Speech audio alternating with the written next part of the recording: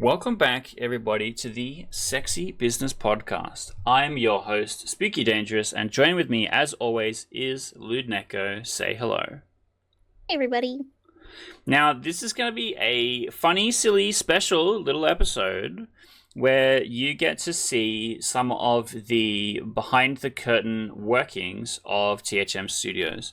Now, yesterday, I put up a feedback form, just using Google Forms, and I posted it on our Patreon, I posted it on Twitter, I posted it on our Discord, and I put up a bunch of survey questions specifically to help give me a vibe of kind of our fan base, kind of what things people are expecting from THM Studios, what things people have been enjoying already from THM Studios, and also some questions that help me get an understanding of kind of what slice of type of person the fan base is. And there is some silly, funny questions that are coming up later on for us to, have a bit of a point and laugh at.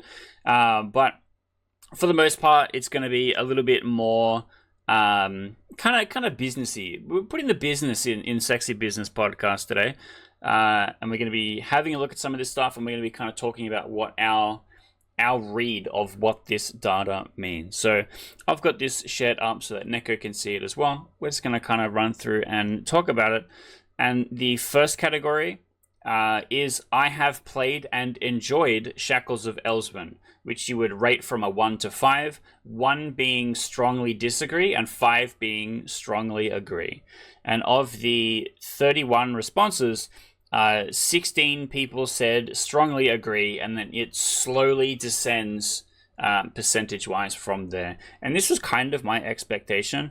When I've done polls in the past, it always felt like the fan base had only played Shackles of Elswyn and ignored everything else that we'd done, or they had played Black Contract as well, and they were like, Black Contract is the best thing you've ever done, but just had not played anything else that we'd done either. And so this betrays that a little bit. You can kind of see a little bit of sneak of the Black Contract question coming up, but it does still kind of stay true to form, saying that yes, like Shackles of Elswyn kind of is the breadwinner here. And then we'll gently scroll upwards. And yeah, so now the Black Contract question is much more chaotic. We have 8 people that hit strongly agree, and then 4 for slightly, and then 7 for neutral, and then 2 and 4 for disagree and strongly disagree. So this is a much wilder spread.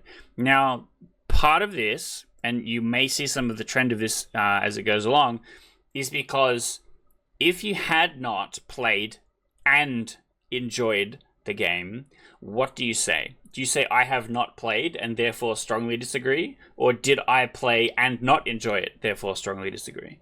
So several people hit neutral. So you're going to see a skew towards neutral for, I think, people that had not played it. And then also a skew towards strongly disagree for people that had not played it.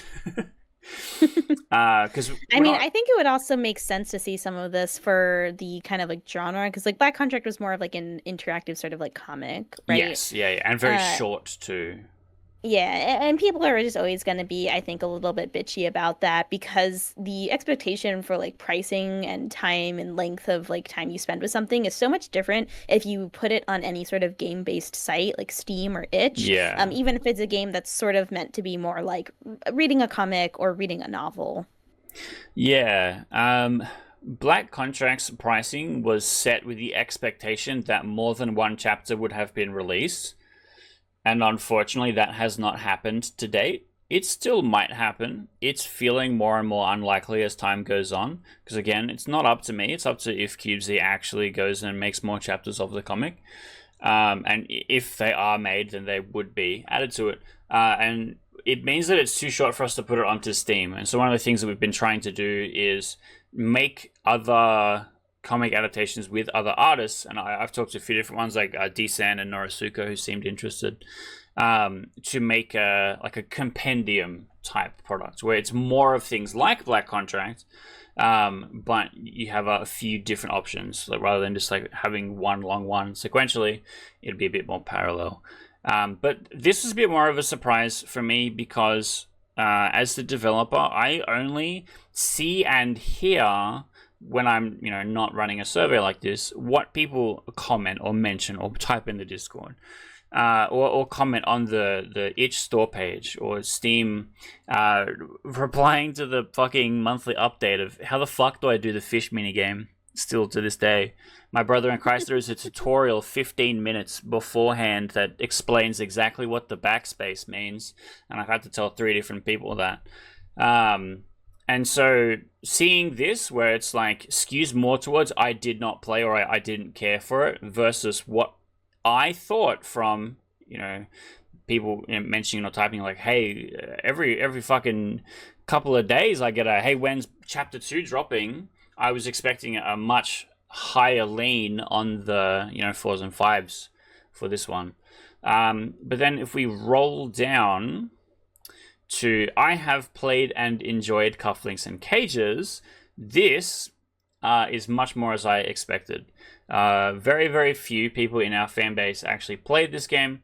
And then the ones that did play it, I got a few people that like messaged in like the Patreon chat or comments and were like, yo, Cufflinks and Cages was really sick. And it's feels like a much smaller slice of our niche of because we have a really heavy male sub audience, and especially a male sub audience that has an interest in feminization.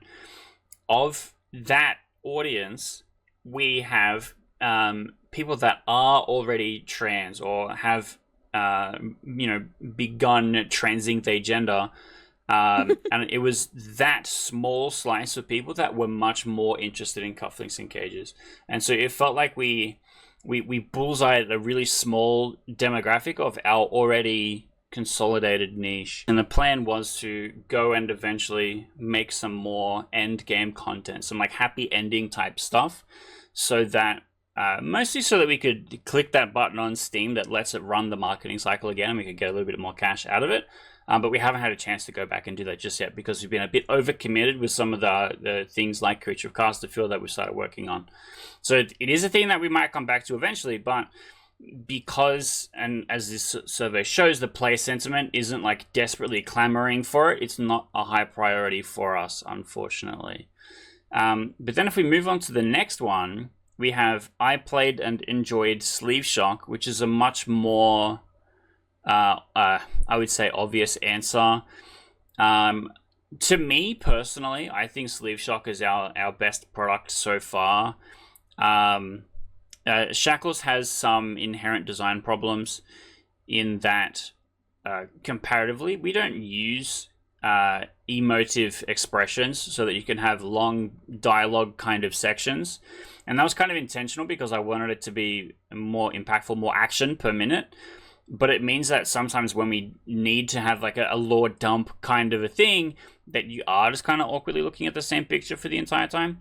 Whereas Sleeve Shock, which does have some really cool lore dump segments or like emotional touchstone kind of moments, that characters can be kind of reacting a bit more strongly while that's happening. And it also means that if needed, there can be a little bit more filler dialogue content in between scenes and stuff like that. But I really do like Blackout's art style. That's why I keep working with him on just fucking everything that we do now. He's like 60% of the art that we create.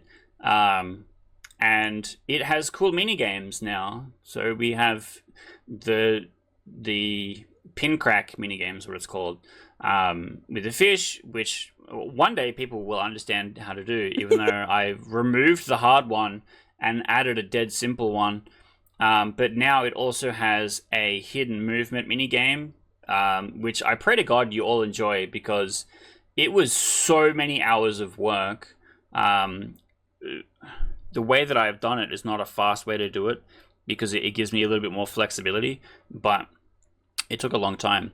And I'm really happy with it. I think it's really cool. And we're going to be doing a couple more of them in the future. So the first one's going to be a little bit more like an easy tutorial, and then we're going to mix it up a little bit to make it slightly harder and a bit more interesting as it comes along. So I think Sleeve Shock is doing well, and I'm excited about how it is doing in the future. And I think this graph kind of represents that of the people that have not only played Shackles of Elswyn have come and played Sleeve Shock and enjoyed it. And I think it hits on the themes and stuff that THM as a studio is talking about, with, you know, themes about gender and you know, male sub and that kind of stuff. I think it hits that a little bit better. Fantasy and sci-fi are also just like very popular genres. Like in the same way that Corruptions of Champions and Trials of Tainted Space are the same game, just do you want the fantasy variant or do you want the sci-fi variant? Yeah, exactly. Yeah, I think that's kind of what it's into Lord hitting. of the Rings or Star Wars? Yeah. Yeah, exactly. And then the next one is I have played and enjoyed the Grand Butt Sex Hotel. Now, this one hit a lot of middles, neutrals, and I think part of that is the availability of the game. It's only recently come onto itch.io, but it was a Patreon exclusive for some time, but it's not available on Steam. And I asked a specific question about this later on to try and help clarify that, and it didn't help. But I think it's just because this is our newest playable game, and so some people haven't had a chance to get to it yet, or some people are just kind of waiting for more content to exist in the game before showing up to play it, which I totally understand. And so I think that this one is one that will grow in the future. We literally got a response while we're looking at it live, which is possible to happen. But yeah, because it's so funny and different in tone to everything else that we do, and Marcy is doing all this funny, silly stuff, and we're running bits and stuff while it's happening, but also we get to have some really cool, intense character moments as well. So I am really excited with how my vision of what it will look like in the future, what the final product could possibly be, with the combination of Blackout's art and Marcy's writing, and the kind of the not necessarily story direction, but like the way that we've formatted how the different characters are going to start interacting with you and stuff as well.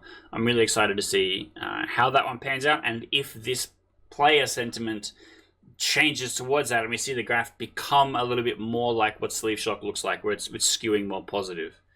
And we have the next one, which is the last of the upcoming games, our games questions, which is I am excited about the upcoming game, The Creature of Casterfield, which is very different because we haven't shown any gameplay of this because it doesn't exist realistically. But we've talked a lot about how it's being built, and we've shown a lot of the art assets and stuff as it comes together. We teased a little bit about the characters and talked a little bit about how the game is supposed to run, but it's not playable. And this was a poll that I did in the middle of last year or something, which was like, hey, I want to work on this thing. It can't be like everything else that we're doing because you can't play it until it's complete by the nature of how it's designed. Will you, as a Patreon supporter, still want this? Like, if this is a week where you're not getting something, are you still going to be interested in this? And people voted yes. It was like 71% yes or something like that. So I was like, cool, I'm going to go make this thing. I'm really excited about it. Let's see how it looks. And this has a positive skew to it. And I think that part of it is hype train kind of a thing where you can't be disappointed by something that doesn't exist. Sort of a problem. But it's positive to me, right? And that says that this is a thing that I should keep making. People haven't gotten bored of hearing about it yet, and so we're maybe when we finally do get to drop the game or drop some early looks at it, maybe some like video of me playing through sections or showing off some stuff, we can check back and see if people are still excited about it, if people are still looking forward to it, or like the way that the game is designed is new and interesting enough compared to everything else that we're doing, because it's fully non-linear and there's going to be no Renpai dialogue delivered in the game. Everything is going to be like comics and speech bubbles given to you, but we'll still play a little bit more like a point and click adventure kind of a thing. I do think it's always exciting when, a creator like branches out and does something completely fucking different, because it's like, even if you end up not liking it or not vibing with it as well, I always just enjoy seeing someone like experiment and try something different.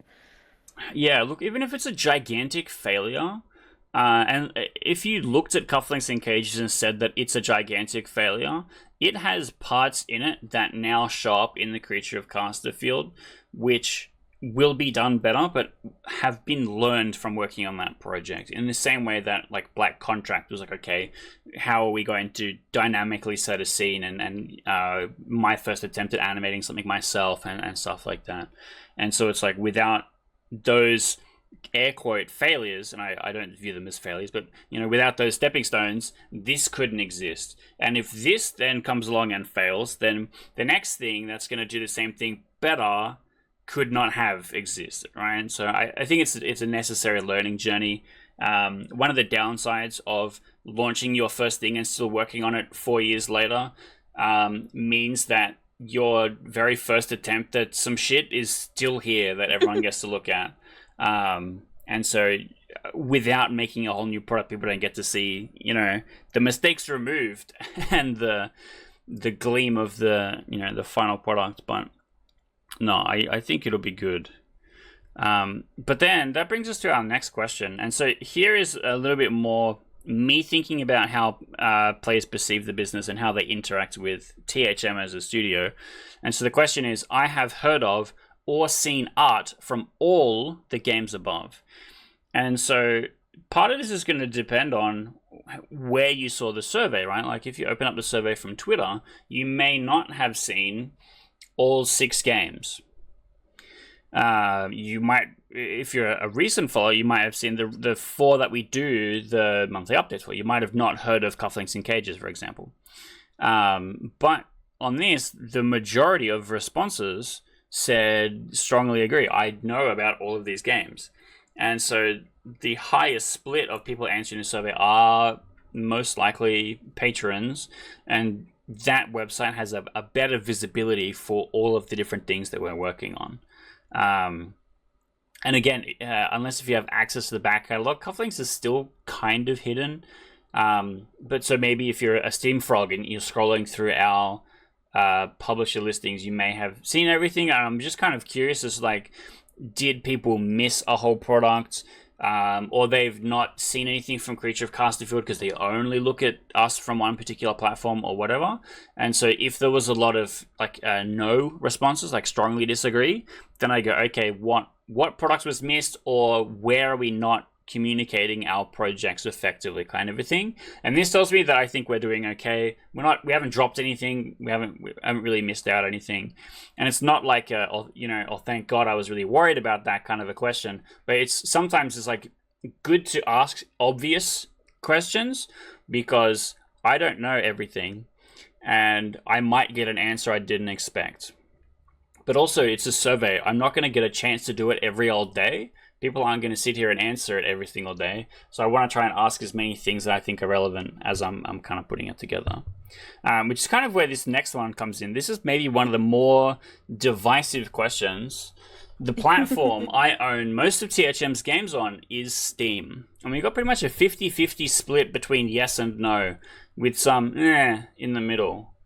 And so because a lot of I think there's an inherent bias towards people that are on the Patreon, because if you're on the Patreon, you're much more likely to click yes to doing the survey than if you're on Twitter, where it's just a random thing. And if you're on the Discord, you're probably at least a free user on the Patreon page.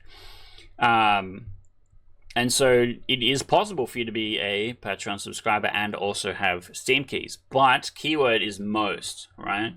So if you're on the Patreon, you're already getting builds from most of the games.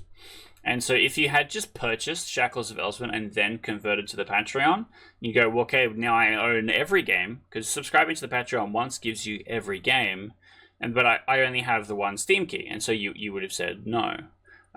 Or if you're just on Twitter and you're like, well, I bought Shackles of Elswyn because it was on sale, and now I follow you on Twitter because you're super base and you retweet all these really great girl cock memes that I enjoy, then you probably would have said yes. And so part of this is like I haven't subscribed to the Patreon, or part of this is like I just prefer itch.io to Steam, or part of this is I don't own any games on Steam kind of a thing. Each of the questions is not super clear in an answer. It's a little bit interpretable, which is sort of why I think it's interesting to come and talk about it. I can't believe we're doing statistics on this show. Fucking actual business stuff. Can you believe? If it makes you feel any better, I'm jerking it while we're talking about it. /J, don't get us banned. Cool. All right. Let me stop fingering my butthole and we can talk about the next category, which is I have pirated THM's games to play before. And someone posted in the Discord almost immediately. They were like, nice try. What are you, a cop? Trying to bust me for illegally downloading games. Look, I don't give a shit. I've many times publicly said, hey, steal my fucking games. Because if you play it and you enjoy it, then you are much more likely to be convinced to come and spend real money, hard-earned money, or subscribe or whatever, right?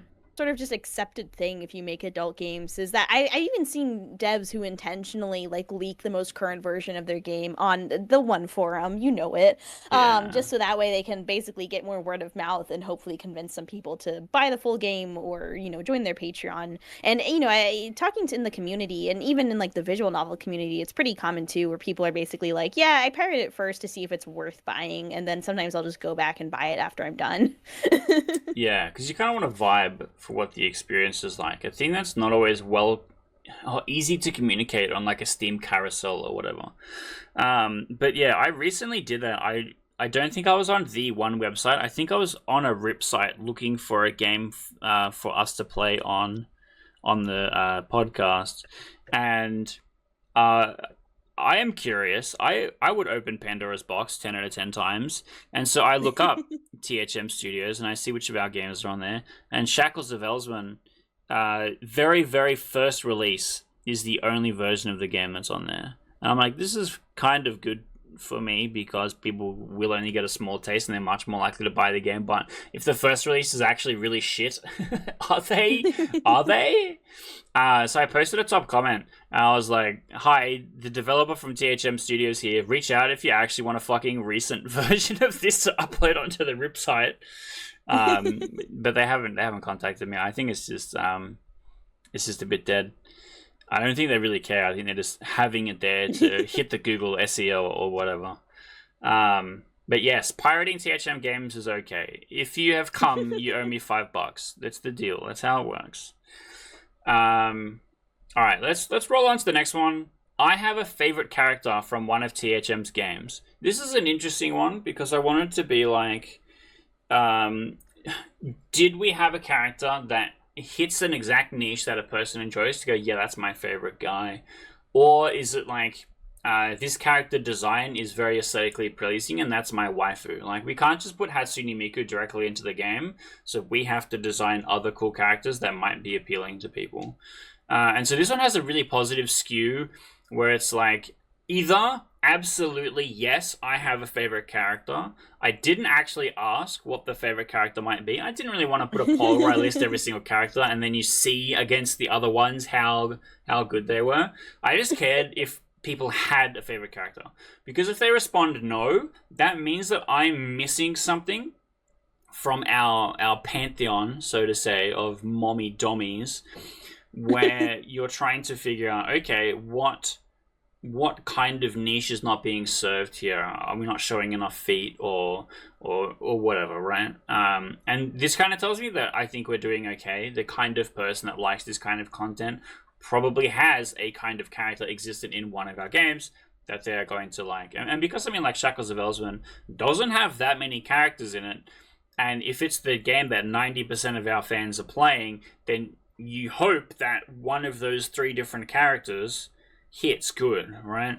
And so that was kind of like, again, answering an anxiety that I have rather than, you know, specifically hitting a data point. But then we kind of get to our meme questions a little bit. With the first one being, I am submissive. Please don't clip Whoa. that. So this one was not a big surprise, where we hit big on the strongly agree, because male sub is definitely the dominant. Male sub is the dominant for sure. Absolutely. You can keep telling yourself that. Is the greatest slice of pie when it comes to our audience. That's not a shock. That's just the kind of games that we make. but I wanted to then further qualify this question with the follow-up questions. And I think what's interesting here is there's people that very confidently say yes, and there's a few people that are kind of neutral on it. And part of that might be is that I'm exploring with this, or I'm interested in this, but maybe I'm not personally submissive yet, or whatever. And then they still have that interest in this category. But then the follow-up is I am feminine. And this hit strongly disagree and slightly disagree more than anything else, more than any question in this entire survey, actually, which I think is really interesting, because I think this is in the question an assessment of self, where the person doing it goes, I do not look feminine, or I do not express feminine traits, which is fine. Like, that's also an expectation, and how people interpret that is totally fine. And then that's why I hit it with the follow-up question, I wish I was more feminine, which hit strongly agree as the greatest slice. Which, yeah. So I was kind of expecting this for the people that are interested in more gender defiance and feminization and stuff like that to kind of hit big. But then there is some people that still did click strongly disagree. So I think there is people that are just male submissive without being interested in having their gender be transed, and then there is people that are interested in it, that they wish they could take the pink pill and turn into a lovely lady. And so I see that there's a more obvious lean to one side, but there is still two of the different audiences. So all of our content shouldn't just be feminization stuff, but it should exist. And there should still be strong content towards people that want a male sub or chastity and denial kind of content. Which I think makes sense, and that you shouldn't be too surprised that is our audience, would kind of have that dichotomy to it, but it's worth having it split in the chart. And then now here's some more serious business questions. I speak a primary language other than English. I get questions a lot to translate the game, and now this is a gigantic amount of work, especially considering the game's not complete. And if the game is complete, then yeah, that's fine, that's crazy. I'll just hire someone to translate the whole thing and then put it out. The game not being complete means that every single update I make either doesn't have the translation, or I have to have this extra bit of work every single time that I do it to get it to the translator and have them get it back within a reasonable time. And because of our workflow, that would be not very long, because I tend to upload it pretty much once I finish it on the upload there. There's very few times where I have the whole thing done with any leeway time, because I'm allowing for as much time as possible for the artist to complete all the different assets that we need for each update, because every update has new art in it. Now, this one's skewed towards strongly disagree, and I think it's not a huge surprise, but our primary audience is English speakers, and there was a few people that were like, yeah, I do speak a primary language other than English, but obviously they speak English well enough to understand the question, so they're probably doing okay with our products as they are. And it doesn't, I mean, 29% is still kind of big, but I also don't think that they all speak the same language, which is kind of hard. So I got offered recently work from a Chinese translator to come in and work on our projects, and I've had other people offer for other languages as well. I want to say Russian, but I don't really remember. And I've worked in my day job with a translator that does some European languages as well. So there is a possibility of our games getting translated into other languages, but my issue is when and which language has enough fans to do it. I think Chinese is maybe the next big second slice, or Russian because Steam has such a gigantic Russian user base, but it's hard to tell. And so this is probably a thing that we'll look at later when we finally retire Shackles of Elsewhere, and then just start putting it into more and more languages as we go. We do like mastering and remixing and whatever of the entire fucking game for some polish. But then we come to our most important question. I have come while playing a game made by THM Studios. 74% strongly agreed.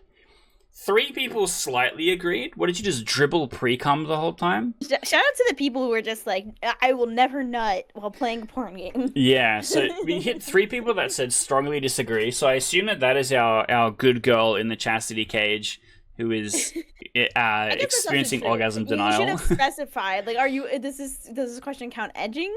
Yeah, I have beat my shit while playing a game. Yeah. So that was more of a funny question. My problem is I can't be serious for more than 6 minutes at a time, but I also understand that sitting down and doing a survey can be incredibly dry, and so having a funny question in there from time to time can make it a little bit more fun. But then we now have a couple of monetary questions, which I thought were really interesting. So the first one is, I have spent more than $10 on games made by THM Studios. Now, Shackles of Elswyn cost $10, and 2 months of the Patreon is $10. So either you owned Shackles, you had done 2 months of the Patreon, or you had bought multiple games, either on Steam or you sat on Patreon for longer. And this one hit strongly agree for the 65%. I was honestly very surprised by this one.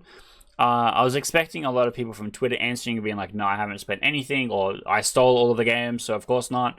Or I just did like 1 month on the Patreon to see what it was like, and then kind of a no. But to hit the biggest slice, being like, yeah, I spent $10, is kind of good. But then I wanted to follow that up with, well, kind of how much are people spending on porn content in general? And then I asked, I have spent more than $50 on pornographic content. And then we got a 65% strongly agree yes. So that's 10 months on the Patreon. That's buying all of our games 2.5 times, which no one has done, but shout out if you're a guy that would do that. And so that's telling me they're supporting a lot of other creators as well, and maybe digging through Steam sales, or having a look at other creators' Patreons, because we're starting to see a lot of flow on from that recommended section where people would subscribe to someone and see a couple other creators and go, wait, actually, I remember this guy, they were really good. I'm going to throw my dollar holla on them as well. But then I asked a qualifying question, because specifically this is not a porn games question. This is a $50 on pornographic content question.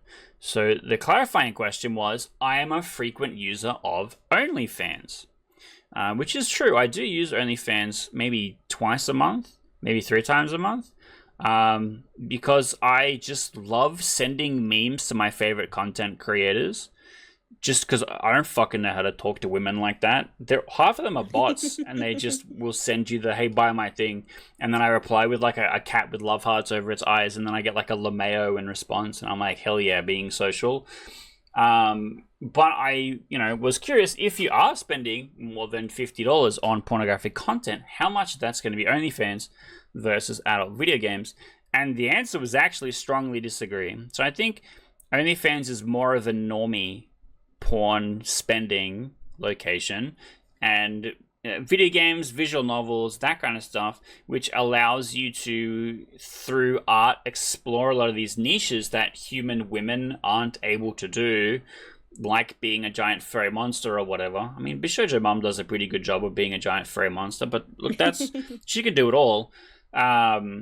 So it is interesting to see that people maybe are way more interested, from our fan base that have bought our games on Steam, are looking at more other different games on Steam, rather than something like OnlyFans, which is, I would say, the more common spend when it comes to adult content. Okay, and then this I thought was going to be an easy slam dunk question. My ideal partner would be a dominant woman with a cock bigger than mine. Sentences few people have uttered in history. This is a great Hinge prompt answer, I'm sure. Now, I mean, to be fair, all of the neutral people might just be like, at this point, I would take any woman. Yeah, that's it. Any hole's a goal kind of motherfucker. Yeah. But this was mostly just kind of a joke answer, but trying to once again hit exactly that that niche of male sum futanari kind of interest to be like, well, would you actually want a partner like this in real life that represents what some of the fantasy is that we are selling, which I thought was kind of interesting and a little bit funny. And look, it strongly agree with some people in the kind of the neutral area, which wasn't a huge surprise, because it's probably like there's people in the neutral area are probably like, I would change one thing. You know, Cock of equal size. Yeah, right. No, I wish you would have a cock wider than mine or something. I don't know. And so that was one of our funny questions. But then a more serious one: I require voice acting in a visual novel to fully enjoy it, which is our games are really mixed when it comes to voice acting. There's been a few times when I've tried to get something voice acted and I've had a really perfect fit in mind for that person and it's not worked out, and that's made it really hard for me to find a replacement or killed my motivation to find a replacement. So Shackles is partially voice acted with Jane just being silent and the other two characters having lines, because we did find voice actor that just kind of fit. And like Black Contract is not fully voice acted in that the main character doesn't have voice acting, but the main female character does have voice acting. And so I was curious if those people that like played Black Contract and were like, you know what, I really do want to just fucking lie down with my eyes closed and have it be read to me, everything that's happening or whatever. I think a lot of people actually don't like the main character being voiced because then it's like, oh, well, I can't immerse myself in it now because he sounds different than me. Yeah, or the shot of porn where they give you a close-up of the guy's face, swiping the face card and reacting or whatever. It feels kind of the same. It takes you out a little bit. My problem is the accent. I know I've said this many times on the show before, but I'm a porn on mute enjoyer.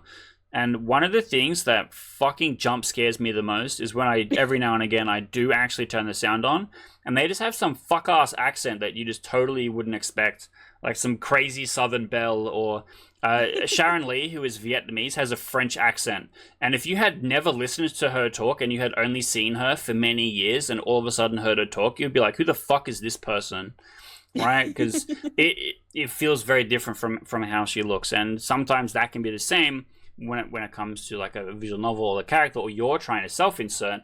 And how many fucking Australian accents are there in voice acting content? Hello, My Little Island needs representation, please. So I was curious about that. I don't know. I would do such a great job of it, but fully Australian accent voice acted porn game. Yeah, the self-insert is for me because I voice it for myself.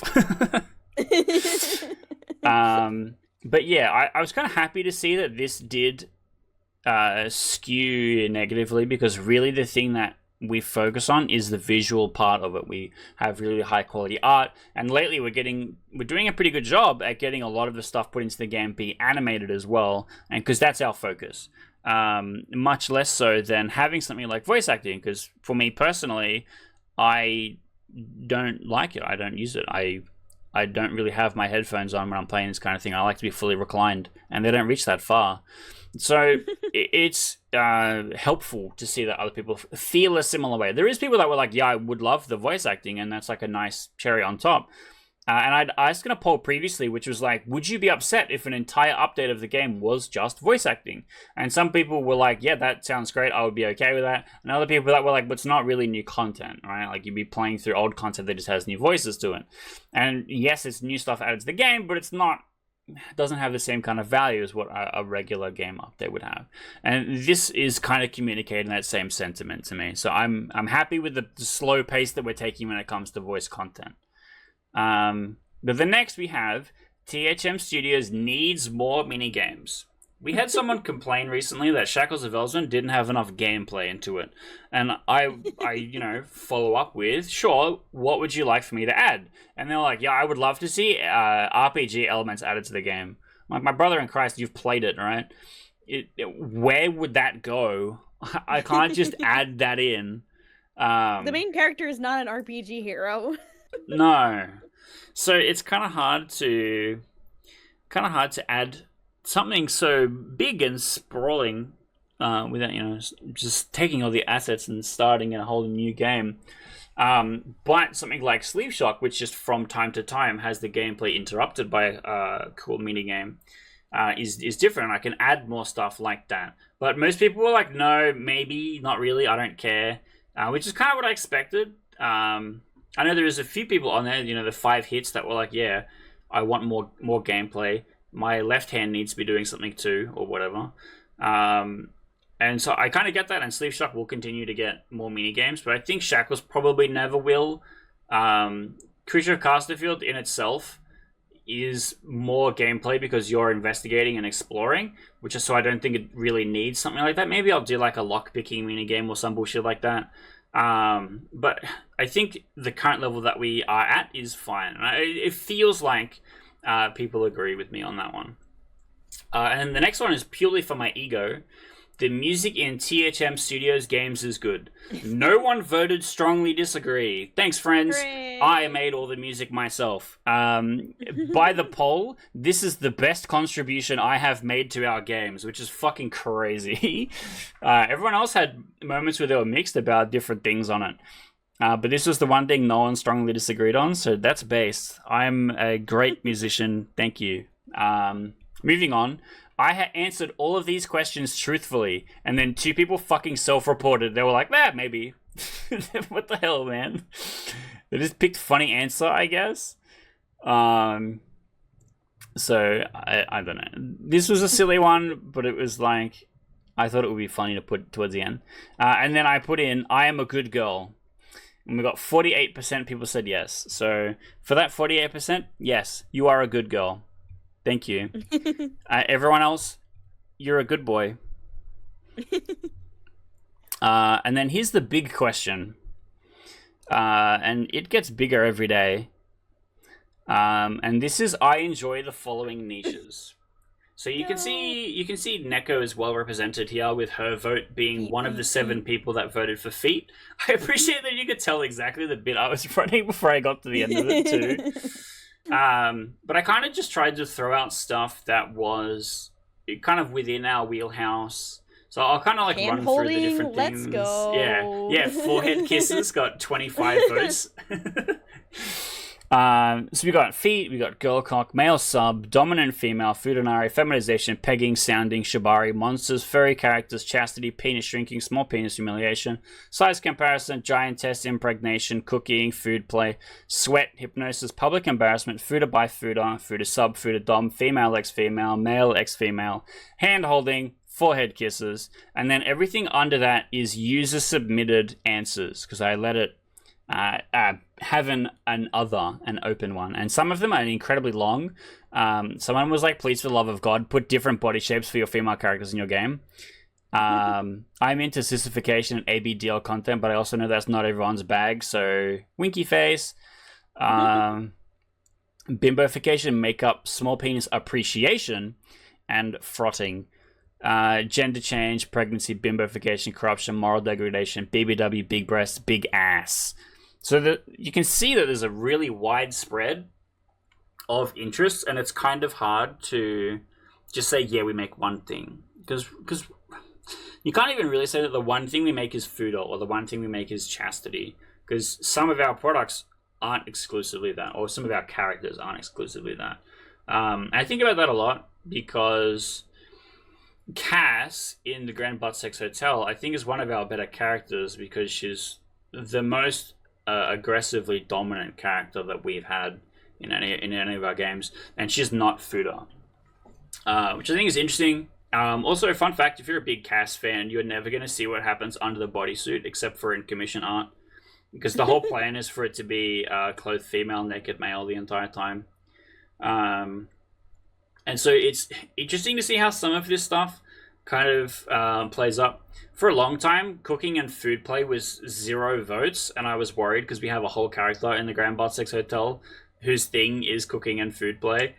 And so for us to be like, hey guys, what do you think about these characters and interest? And they're like, no, would kind of suck. But it is on the low end compared to a lot of things.